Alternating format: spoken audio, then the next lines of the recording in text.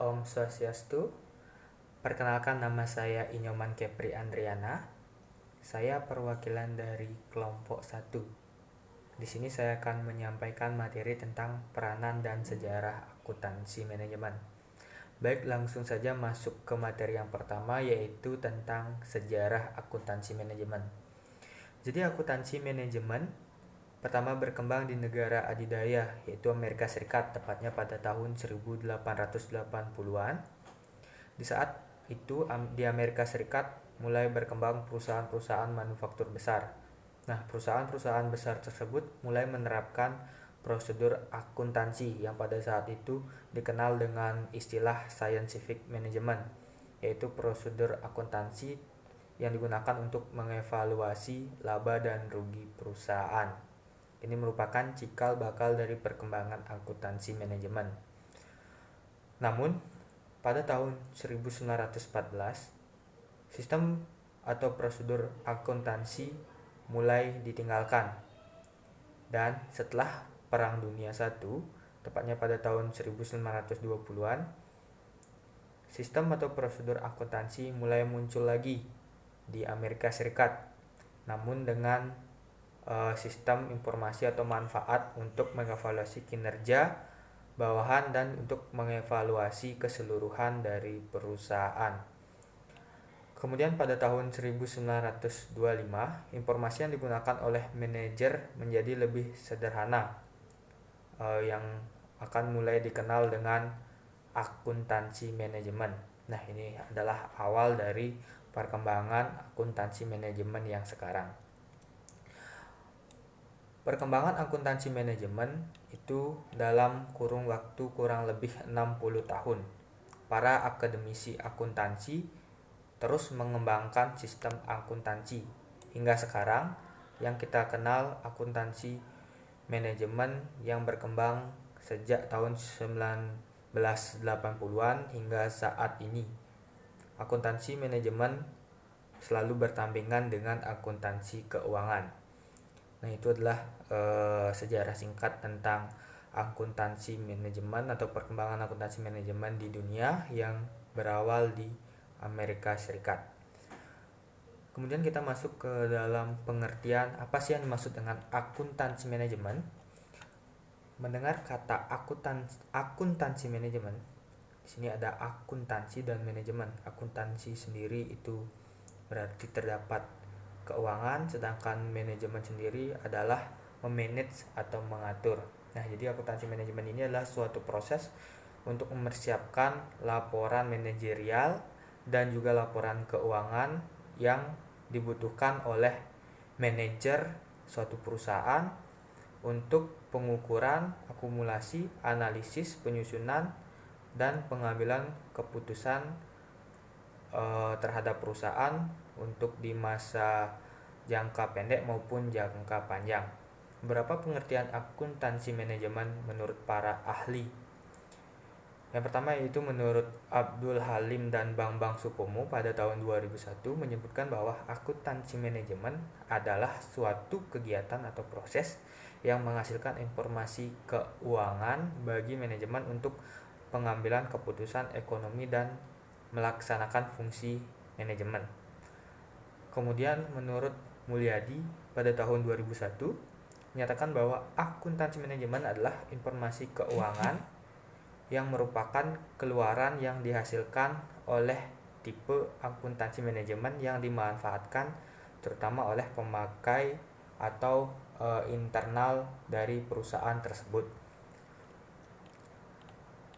Sedangkan sistem akuntansi manajemen sendiri artinya adalah suatu sistem informasi yang menghasilkan suatu kesimpulan atau output untuk informasi berdasarkan data dari perusahaan.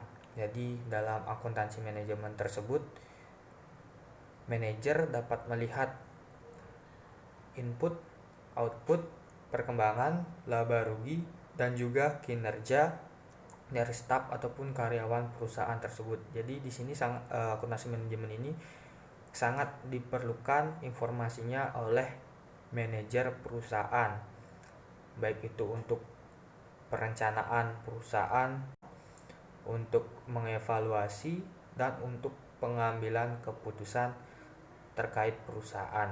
Jadi informasi dalam akuntansi manajemen ini sangat terinci, sangat lengkap, tidak hanya berisi tentang informasi akuntansinya, namun juga terdapat informasi tentang operasional dari perusahaan tersebut, apakah perusahaan mengalami laba ataupun rugi, apakah perusahaan mengalami perkembangan ataupun belum. Jadi manajer bisa mengetahui atau mengevaluasi perusahaan yang dia kelola dari informasi akuntansi manajemen.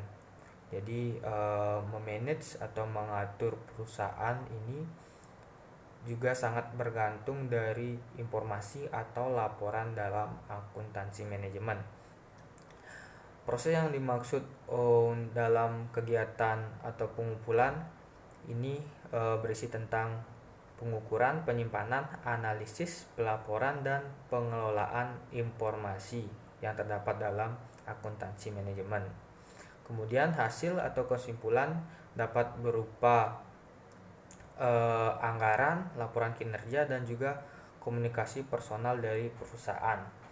Kemudian fungsi dari hasil informasi yang sudah ada di dalam manajemen ada beberapa fungsi yang dirumuskan, yaitu yang pertama ada merumuskan strategi, kemudian yang kedua ada proses perencanaan dan pengendalian, kemudian yang ketiga ada pengambilan keputusan, ada optimalisasi keputusan, ada pengungkapan pemegang saham dan pihak luar atau investor, kemudian ada pengungkapan identitas organisasi bagi karyawan, selanjutnya juga ada perlindungan atas aset organisasi. Nah, itu adalah beberapa pengertian penjelasan singkat tentang akuntansi manajemen. Jadi akuntansi manajemen tersebut memang sangat vital perannya di dalam sebuah organisasi maupun perusahaan. Baik, sekian penjelasan dari saya terkait sejarah akuntansi manajemen dan juga pengertian tentang akuntansi manajemen. Terima kasih. Om Swastiastu. Perkenalkan, nama saya Made Ani Mulyani. NIM saya 18011087. Di sini saya akan menjelaskan dan memaparkan tentang persamaan dan perbedaan akuntansi keuangan dan akuntansi manajemen. Sebelumnya, saya akan menjelaskan tentang apa itu akuntansi keuangan dan apa itu akuntansi manajemen. Akuntansi manajemen adalah cabang akuntansi yang terutama berkaitan dengan laporan keuangan rahasia untuk pengguna eksklusif dari manajemen puncak sebuah perusahaan. Sedangkan akuntansi keuangan berkonsentrasi pada produksi laporan keuangan, termasuk persyaratan laporan, dasar probabilitas, solvabilitas, likuiditas, dan stabilitas. Sifat laporan akuntansi keuangan ini adalah dapat diakses oleh pengguna internal dan eksternal seperti pemegang saham, perbankan, dan para kreditur.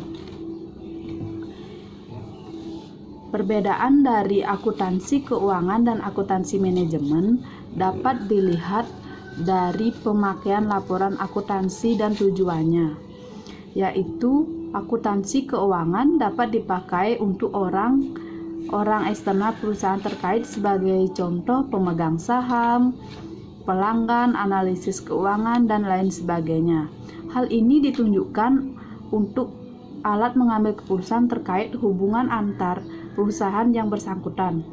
Sedangkan akuntansi manajemen berfungsi untuk mengaplikasikan informasi keuangan untuk keperluan manajemen.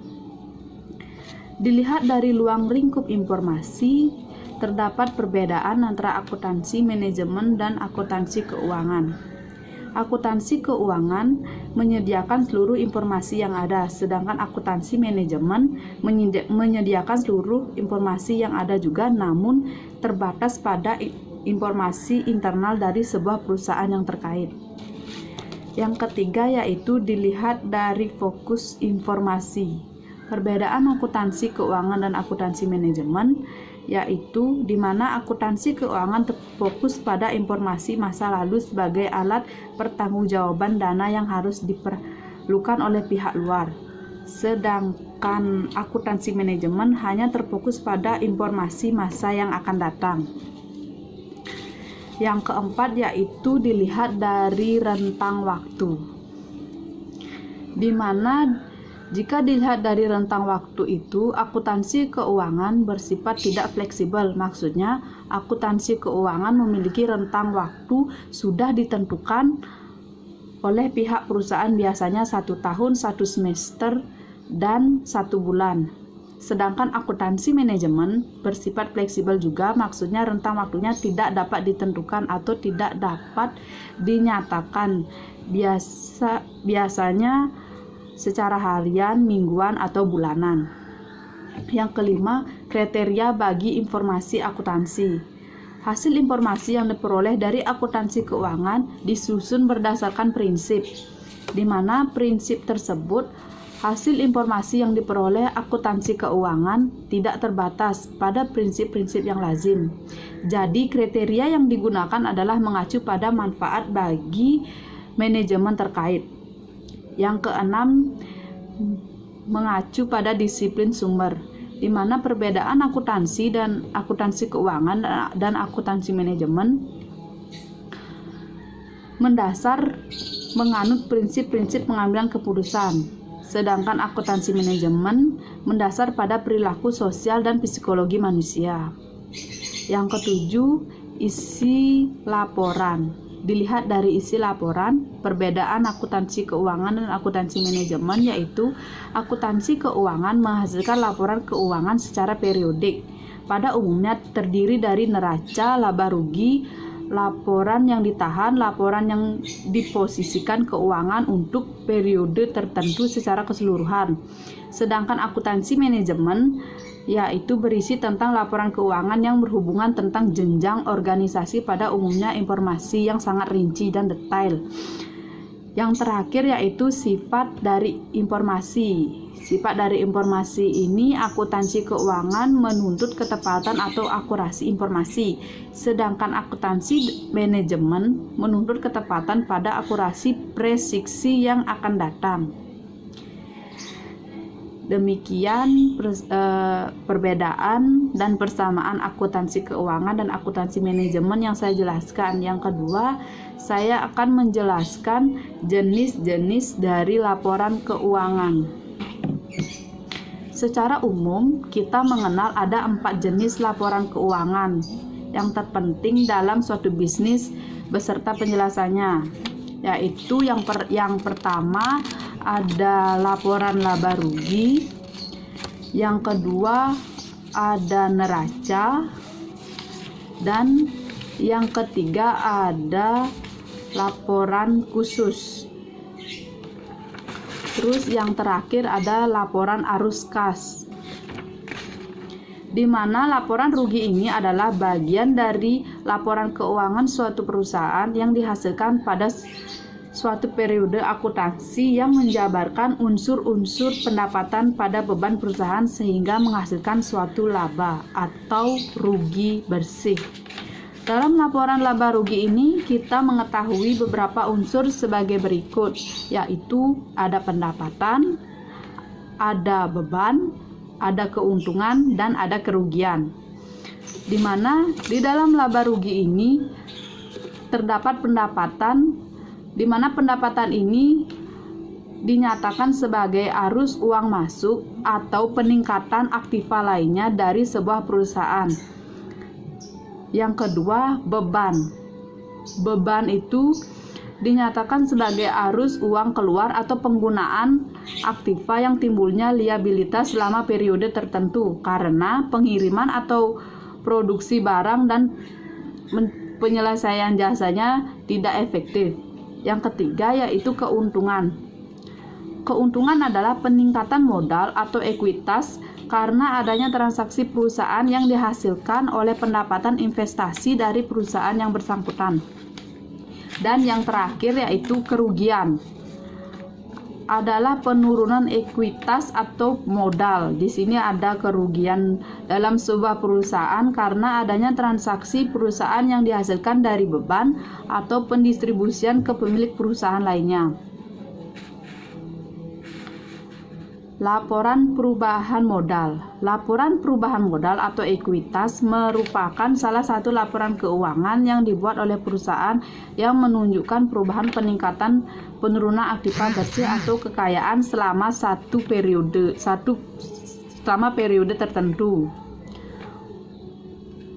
Terdapat unsur-unsur dari laporan perubahan modal, yaitu modal awal, laba rugi, FRIF, dan penambahan modal. Yang pertama saya akan jelaskan modal awal, merupakan keseluruhan dana yang investasinya untuk perkembangan atau kemajuan perusahaan dari awal perusahaan berdiri hingga waktu tertentu di mana modal itu belum ditambahkan. Yang kedua, laba rugi. Laba rugi adalah selisih pendapatan dengan jumlah biayanya. Yang ketiga, FRIF merupakan penarikan modal untuk keperluan pribadi pemilik suatu perusahaan. Dan yang terakhir adalah penambahan modal. Penambahan modal ini selisih yang kita dapatkan antara laba bersih dan FRIF atau penarikan modal untuk keperluan pribadi pemilik perusahaan. Yang ketiga yaitu laporan neraca. Sebelum saya menjelaskan laporan neraca, saya akan menjelaskan apa itu neraca. Neraca merupakan suatu laporan yang sistematis tentang aktiva, utang, dan modal sendiri dari suatu perusahaan pada tanggal tertentu. Neraca merupakan laporan keuangan yang menggambarkan posisi keuangan perusahaan dalam suatu waktu tertentu. Pada umumnya, laporan neraca memiliki 3 unsur utama, yaitu aset, liabilitas, dan ekuitas. Aset merupakan semua hak yang dapat digunakan dalam operasi perusahaan, misalnya gedung, bangunan, atau investasi dalam bentuk yang cukup likuid yang digunakan dalam operasional perusahaan. Yang kedua yaitu liabilitas. Liabilitas merupakan hutang yang harus dilunasi pelayanan yang harus dilakukan pada pihak lain di masa yang akan datang, sehingga dikatakan bahwa liabilitas merupakan kebijakan dari aset dari suatu perusahaan. Dan yang terakhir yaitu ekuitas. Ekuitas atau modal adalah hak pemilik atas aktiva perusahaan yang merupakan kekayaan bersih atau jumlah aktiva dikurangi kewajiban. Ketiga hal tersebut kemudian dapat dihubungkan dengan suatu persamaan, yaitu aset sama dengan liabilitas ditambah ekuitas. Dan yang terakhir saya jelaskan yaitu laporan arus kas. Laporan arus kas merupakan suatu laporan keuangan yang berisikan pengaruh kas dari kegiatan operasi, kegiatan transaksi investasi, dan kegiatan transaksi pembiayaan dana, serta kenaikan atau penurunan bersih laba rugi dalam kas suatu perusahaan selama satu periode. Beberapa elemen yang terdapat dalam laporan arus kas yaitu yang pertama, arus kas dari kegiatan usaha atau operating activity. Yang kedua, arus kas dari kegiatan investasi atau investing activity. Yang ketiga, arus kas dari kegiatan pendambaan. Dan yang terakhir yaitu saya akan menjelaskan tentang jenis dari rasio keuangan. Jenis dari rasio keuangan yaitu ada 4, rasio rentabilitas atau probabilitas, yang kedua rasio likuiditas, yang ketiga rasio solvabilitas atau level ratio, yang keempat atau rasio aktivitas. Di dalam dunia bisnis secara keseluruhan yaitu adanya analisis rasio keuangan pada bisnis dan dapat dibagi dalam kelompok rasio sebagai berikut. Yang pertama, saya jelaskan tentang rasio rentabilitas dan probabilitas. Rasio rentabilitas atau probabilitas adalah rasio yang mewujudkan skill perusahaan dalam menciptakan laba dan periode tertentu serta memberikan gambaran tentang tingkat efisiensi dan efektivitas manajemen suatu perusahaan.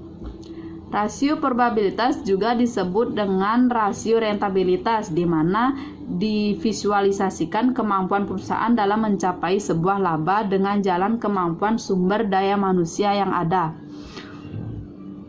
Yang kedua yaitu rasio likuiditas. Kemampuan sebuah perusahaan membayar kewajiban finansial jangka pendek merupakan analisis rasio keuangan bersifat likuiditas. Likuiditas tidak hanya dalam keadaan keuangan perusahaan saja, namun tentang keahliannya merupakan aktiva lancar jadi uang kas. Yang ketiga yaitu rasio solvabilitas. Solvabilitas merupakan keahlian sebuah perusahaan dan memenuhi kewajiban keuangan dalam jangka waktu pendek serta jangka panjang jika terjadi likuidasi atau pembubaran perusahaan. Sedangkan jika perusahaan terjadi solva, maka perusahaan tersebut memiliki aktiva atau kekayaan mencakup pembayaran semua hutang. Begitu sebaliknya, jika perusahaan tak mampu membayar hutangnya, terjadilah insolval, yaitu pembayaran hutang secara tidak mampu dibayar oleh perusahaan, namanya insolvency. Yang terakhir yaitu rasio aktivitas. Untuk mengukur kegunaan dari seluruh sumber daya yang ada, maka digunakan rasio aktivitas dengan analisa keuangan yang efektif, perbandingan bertahap pada penjualan dan investasi dari jenis rasio yang dilibatkan pada aktiva keuangan. Selain itu, adanya persediaan aktiva tetap, serta yang lain merupakan tolak ukur adanya rasio aktivitas ini. Demikian penjelasan perbedaan dan persamaan akuntansi keuangan, jenis-jenis laporan keuangan, dan jenis rasio keuangan. Kurang lebih saya mohon maaf. Di sini saya akhiri dengan Parama Santi. Om Santi Santi Santi Om.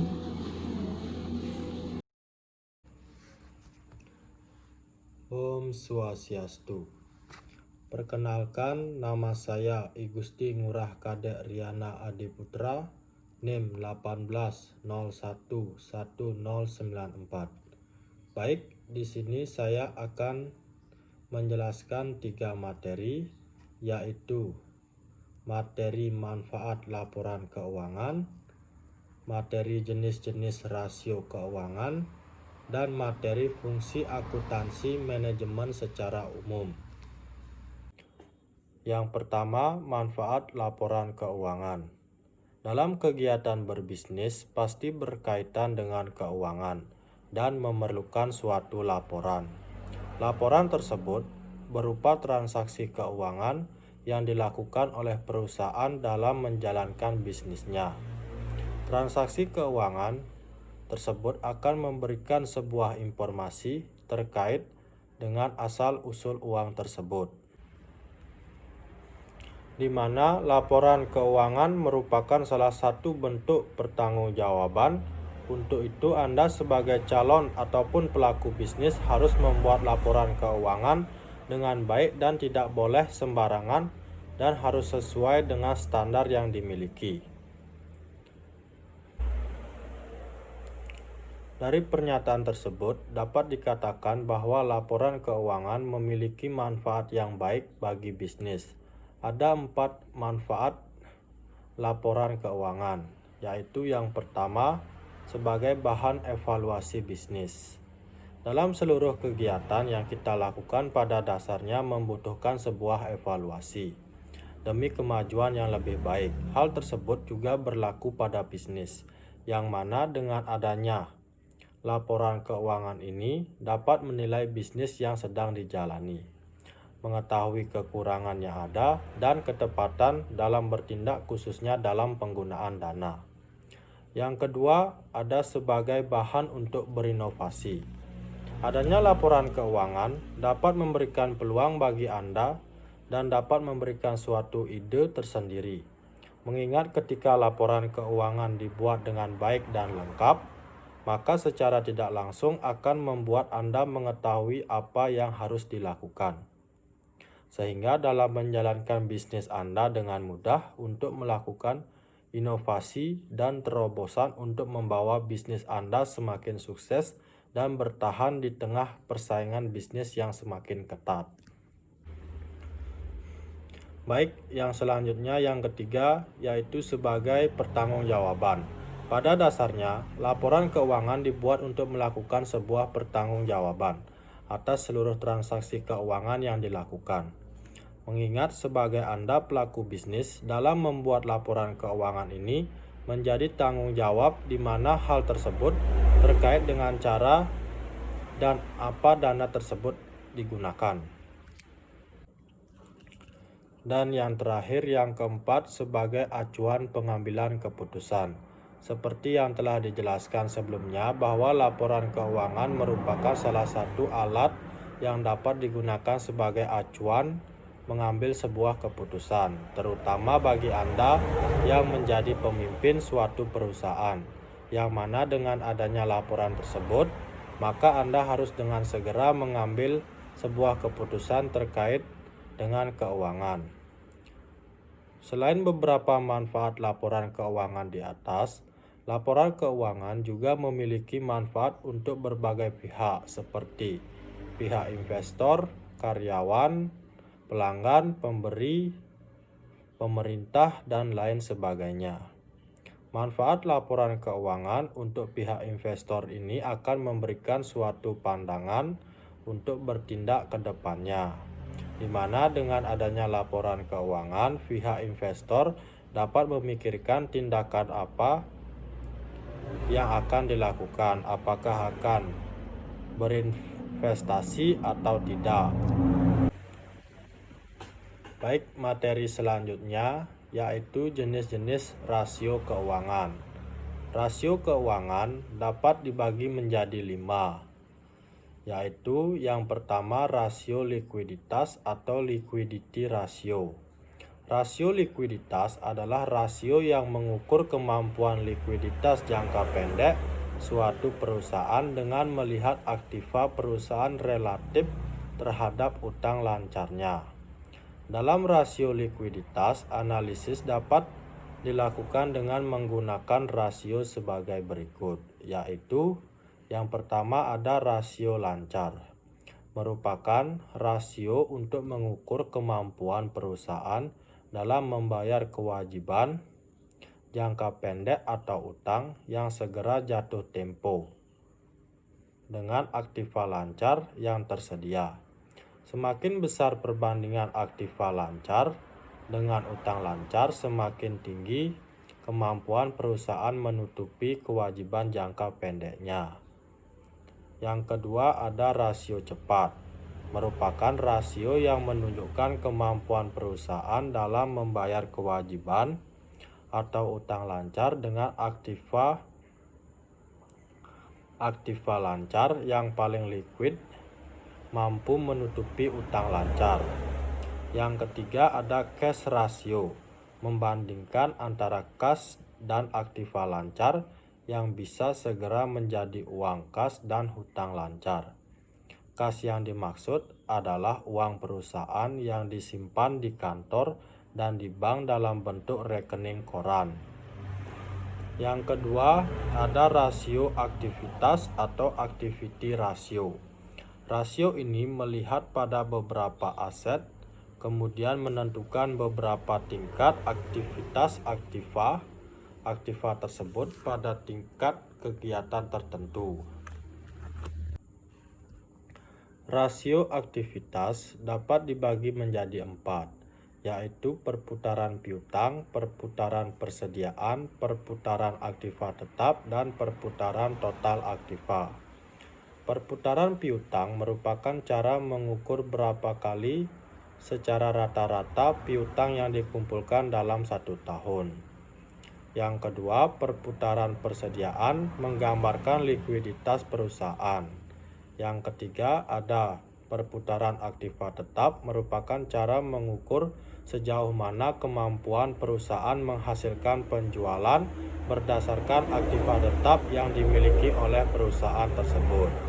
Dan yang terakhir ada perputaran total aktiva, merupakan rasio yang menghitung efektivitas penggunaan total aktiva. Baik, yang ketiga ada rasio solvabilitas atau solvability ratio. Rasio aktivitas menunjukkan tingkat efektivitas penggunaan aktiva atau kekayaan perusahaan kepada Anda. Rasio yang digunakan adalah rasio utang terhadap aktiva dan rasio utang terhadap ekuitas.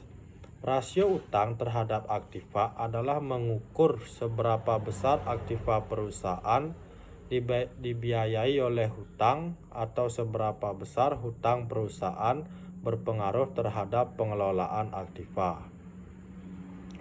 Yang kedua, rasio utang terhadap ekuitas menunjukkan hubungan antara jumlah utang jangka panjang dengan jumlah modal sendiri yang diberikan oleh pemilik perusahaan yang berguna untuk mengetahui jumlah dana yang disediakan kreditur dengan pemilik perusahaan. Baik, yang keempat yaitu rasio profitabilitas dan rentabilitas. Merupakan rasio yang menunjukkan tingkat imbalan atau perolehan atau keuntungan dibanding penjualan atau aktiva. Analisis ini dapat dilakukan dengan menggunakan rasio sebagai berikut, yaitu margin laba kotor merupakan ukuran persentase dari setiap hasil sisa penjualan sesudah perusahaan membayar harga pokok penjualan.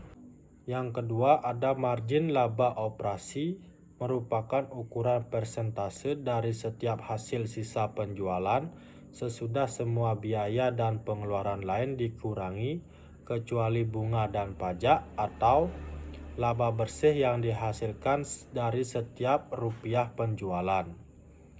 Yang ketiga, margin laba bersih merupakan ukuran persentase dari setiap hasil sisa penjualan setelah dikurangi semua biaya dan pengeluaran termasuk bunga dan pajak.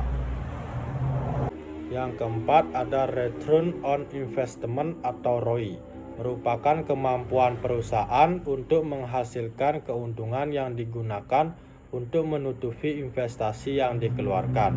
Dan yang terakhir, yang kelima ada rentabilitas ekonomis yang merupakan kemampuan perusahaan dalam menghasilkan laba dengan semua aktiva yang dimiliki oleh perusahaan. Dan yang kelima ada rasio investasi atau investment ratio.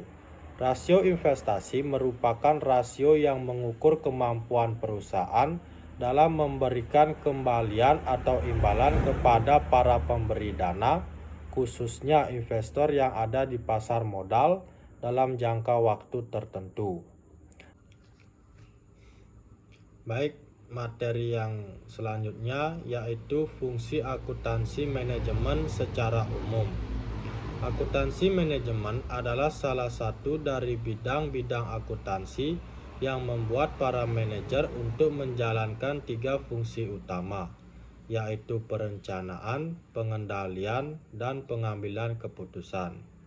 Akuntansi manajemen dan kode etik akuntan manajemen juga dipakai untuk menyusun laporan keuangan untuk kelompok non-manajemen seperti pemegang saham, kreditur, badan pengatur, dan otoritas pajak. Fungsi utama dari akuntansi manajemen adalah sebagai penyaji data dan informasi penting yang masih berkaitan dengan data historis untuk pihak manajemen. Proses akuntansi manajemen terdiri dari perencanaan, pengorganisasian, pengendalian, pengarahan, dan penilaian kinerja. Berikut fungsi akuntansi manajemen secara lebih lanjut. Yang pertama, ada sebagai pendukung pencapaian tujuan perusahaan. Pihak manajemen membutuhkan informasi dan fungsi laporan keuangan sebagai bahan pertimbangan dalam pengambilan keputusan dan penilaian hasil yang telah dicapai.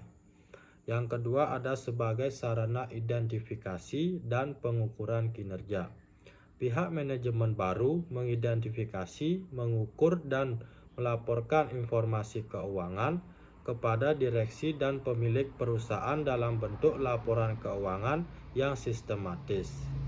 Yang ketiga, sebagai penyaji laporan sebagai suatu kesatuan usaha. Pihak manajemen baru menjalankan proses manajemen yang meliputi perencanaan, pengorganisasian, pengarahan, dan pengendalian biaya dan harga. Akuntansi manajemen akan membantu setiap perusahaan untuk memelihara dan mengendalikan sumber daya perusahaan. Yang keempat, sebagai penyedia dana untuk peningkatan jumlah penjualan. Akuntansi manajemen biasanya menyediakan data-data internal yang diperlukan oleh perusahaan sehingga bisa menyebabkan peningkatan jumlah penjualan. Dan yang terakhir, kelima, sebagai pengendali pemakaian sumber daya perusahaan. Akuntansi manajemen akan membantu pihak manajemen untuk mengendalikan pemanfaatan sumber daya keuangan dalam kegiatan perusahaan secara efisien dan efektif.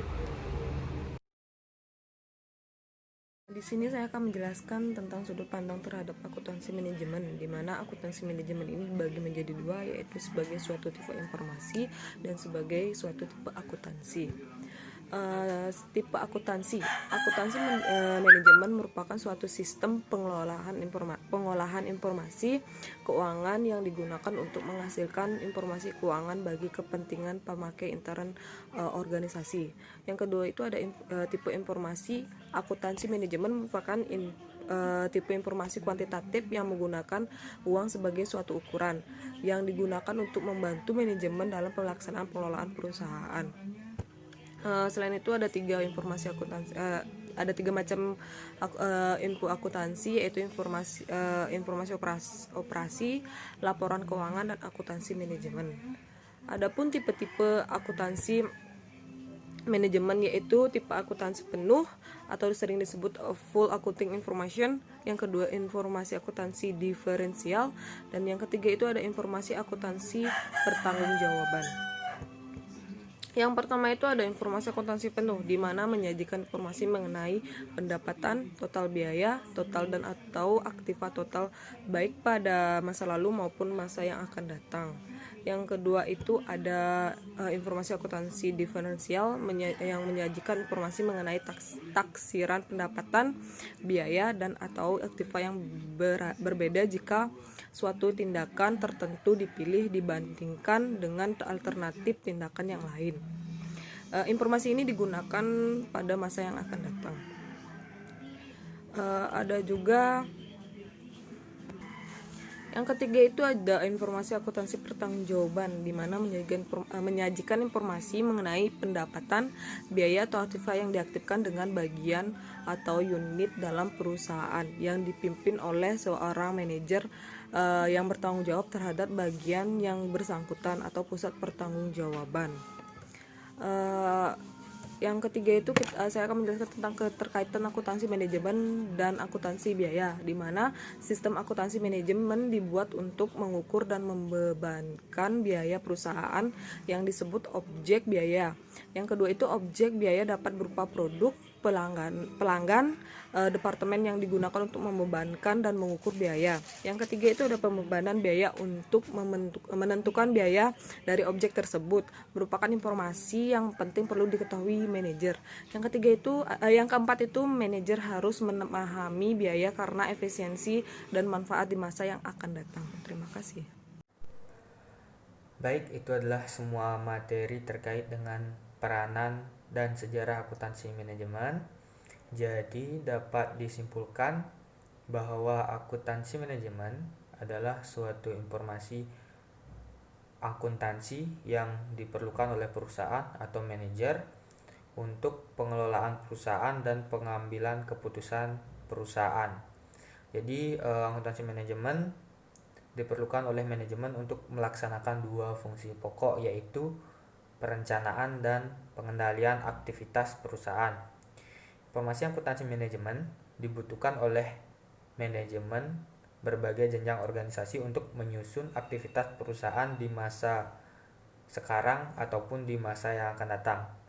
Akuntansi manajemen sangat berperan penting dalam membantu manajer menjalankan peran mereka dalam melakukan kegiatan perencanaan, pengendalian, dan pengambilan keputusan, dan juga informasi akuntansi manajemen ini digunakan untuk mengidentifikasi dan menyelesaikan masalah untuk mengevaluasi kinerja para staf ataupun karyawan di perusahaan mereka. Jadi memang sangat vital peran dari akuntansi manajemen ini untuk kemajuan dan perkembangan suatu perusahaan. Baik, sekian dari kelompok kami tentang materi peranan dan sejarah akuntansi manajemen. Apabila ada kesalahan, kekurangan, ataupun materi yang masih kurang, kami mohon maaf. Terima kasih atas waktunya.